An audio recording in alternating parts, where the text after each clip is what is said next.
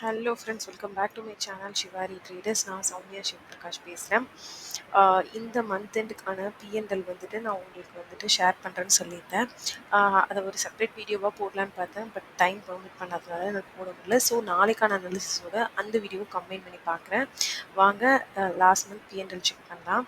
So பொசிஷன்ஸில் போயிட்டு எங்களோட account தான் இது. ஸோ இதில் போயிட்டு நம்ம எப்பவும் போல் ரிப்போர்ட் பிஎன்எல் வந்துட்டு நம்ம சூஸ் பண்ணுறோம். ஃபியூச்சர் அண்ட் ஆப்ஷன்ஸ் சூஸ் பண்ணிக்கிறேன். டேட் பார்த்தீங்கன்னா நவம்பர் 1லேருந்து நவம்பர் 30th வரைக்கும் நான் சூஸ் பண்ணிக்கிறேன். ரிப்போர்ட் புல் பண்ணுறேன். புல் பண்ணால் பாருங்கள் 2760 rupees வந்திருக்கு. ரியலைஸ்டு ப்ராஃபிட் வந்து 3700 சார்ஜஸ் போயிருக்கு. ஸோ லாஸ்ட் மந்த் பார்த்தீங்கன்னா ஃபுல்லாக இப்படி தான் போயிருந்தது. இது வந்துட்டு நான் கண்டினியூஸாக ஃபிஃப்த் மந்த் வந்து நான் உங்களுக்கு காட்டுறேன்னு நினைக்கிறேன் பிஎன்எல்.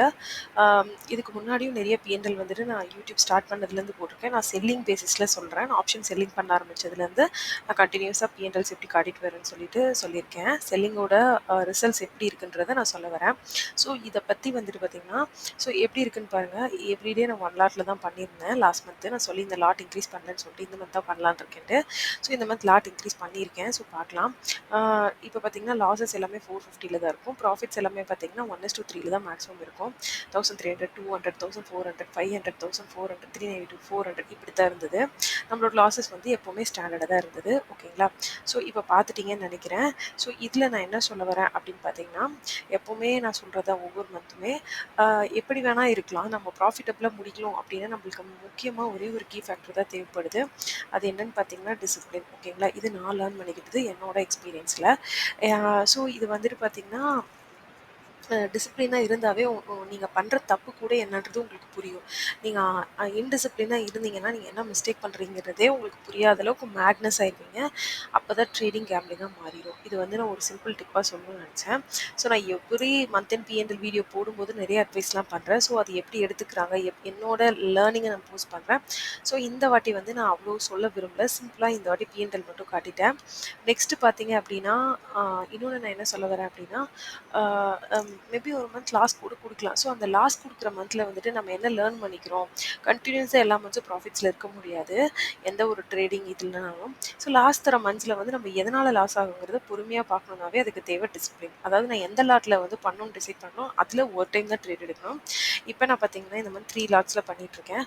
ஸோ அதையும் பார்த்தீங்கன்னா சிங்கிள் ட்ரேட் தான் ஒரு நாளைக்கு எடுக்கிறேன். ஓகேங்களா? ஸோ பார்க்கலாம் இந்த மந்த் எப்படி போகுது அப்படின்னு சொல்லிட்டு. ஸோ இந்த மந்த் முடிஞ்சிருச்சு அப்படின்னா மேபி ஜனவரி இல்லை இந்த மந்த் மேபி 2 மந்த்ஸில் நான் ஒரு 6 மந்த்ஸ்க்கு எப்படியெல்லாம் ட்ரேடிங்கில் செல்லிங் வந்து ஒர்க் ஆயிருக்கு அப்படிங்கிறத பற்றி ஒரு டீட்டெயில்டு ரிப்போர்ட் வந்து உங்களுக்கு கொடுக்குறேன். ஓகேங்களா? ஸோ வாங்க நாளைக்கான மார்க்கெட் எப்படி இருக்குங்கிறத பார்க்கலாம். ஃபஸ்ட்டு வந்து பார்த்தீங்கன்னா அதுக்கு 1 டே சார்ட் எடுத்துக்கலாம். 1 டே சார்ட்டில் பார்த்தீங்கன்னா சிம்பிள்.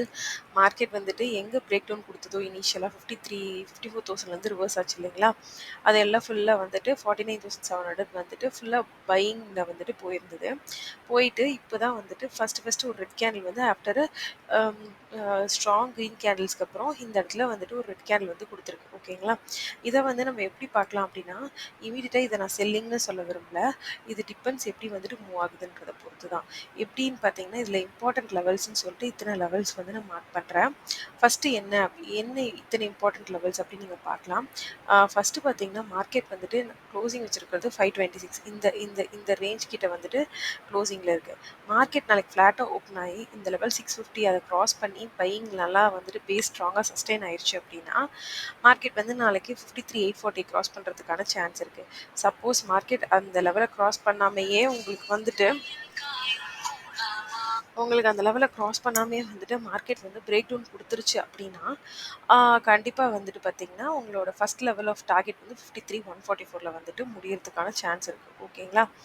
அதே தான் வந்துட்டு நான் உங்களுக்கு வந்துட்டு கேப் அப் ஆகுது அப்படின்னாலும் மார்க்கெட் க்ராஸ் பண்ண வேண்டிய இடம் 53,900 இல்லைனா ஃபெயிலியர் ஆகி திரும்ப closing price then further next gap down ஆனாலும் மார்க்கெட் வந்து எதர் க்ளோசிங் ப்ரைஸ் நோக்கி ரிவர்சல் பண்ணும், இல்லை பிரேக் டவுன் ஆகி நெக்ஸ்ட் லெவல் ஆஃப் சப்போர்ட் 52,728 வந்து நோக்கி போகணும்.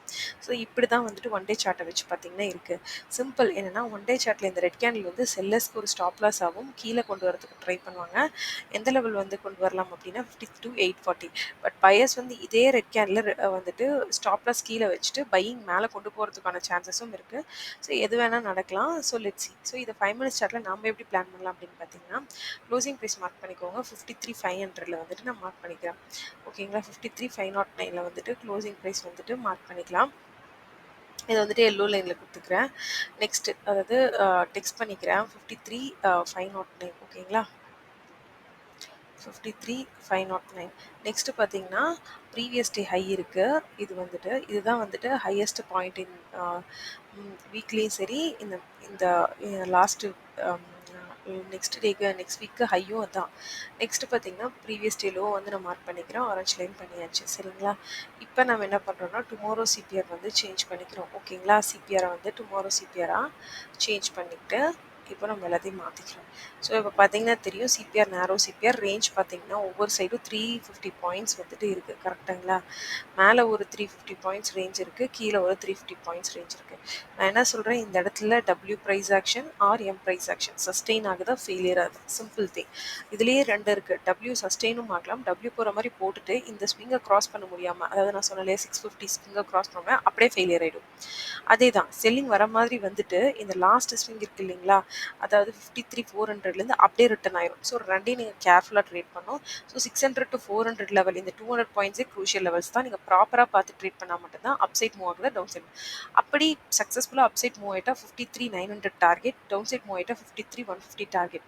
இதை தாண்டி மார்க்கெட் கேப் டவுன் ஆகுது 53,150 இந்த லெவல்ஸில் அப்படின்னா வெயிட் பண்ணுங்கள். எதர் புல்லிஷ் கேண்டில் ஃபார்ம் ஆகுதுன்னா க்ளோசிங் ப்ரைஸ் நோக்கி அதே 350 பாயிண்ட்ஸ்க்கு ட்ரேட் பண்ணலாம். அப்படி இல்லை பிரேக் டவுன் ஆகுது அப்படின்னா நீங்கள் வந்து வெயிட் பண்ணி செல்லிங் ட்ரேட்ஸ் தான் வந்துட்டு எய்ம் பண்ணணும். செல்லிங்கில் வந்து நெக்ஸ்ட் லெவல் ஆஃப் டார்கெட் எங்கே இருக்குன்னு பார்த்தீங்கன்னா இந்த ரேஞ்சில் இருக்கும். 53,800 700 ரேஞ்சில் இருக்கிறதுக்கான சான்ஸ் இருக்குது. கேப் அப் ஆனாலும் அதே தான்.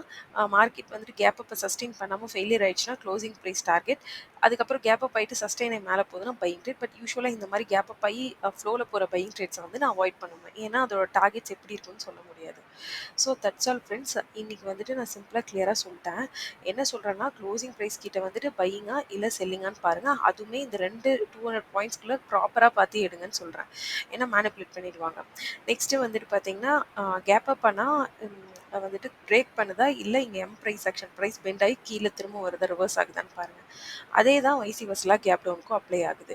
Okay friends, after 2 days long break அப்புறம் இன்னைக்கு வீடியோ போஸ்ட் பண்ணியிருக்கேன். இந்த வீடியோவில் நிறைய யூஸ்ஃபுல் திங்ஸ் சொல்லியிருக்கேன்னு நினைக்கிறேன். ஸோ இந்த வீடியோ பிடிச்சிருக்குன்னா மறக்காமல் நம்மளோட சேனல் சிவாரி ட்ரேடர்ஸ் சேனல் சப்ஸ்கிரைப் பண்ணிக்கோங்க. அப்புறம் இந்த வீடியோவை உங்கள் ஃபேமிலி அண்ட் ஃப்ரெண்ட்ஸ் கூட லைக் பண்ணிக்கோங்க. ஏதாவது உங்களுக்கு டவுட் இருக்குன்னா நம்ம மெயில் ஐடி வந்து டிஸ்கிரிப்ஷனில் கொடுத்துருக்கேன், அதுக்கு காண்டாக்ட் பண்ணலாம் மெயில் பண்ணி. Thank you friends.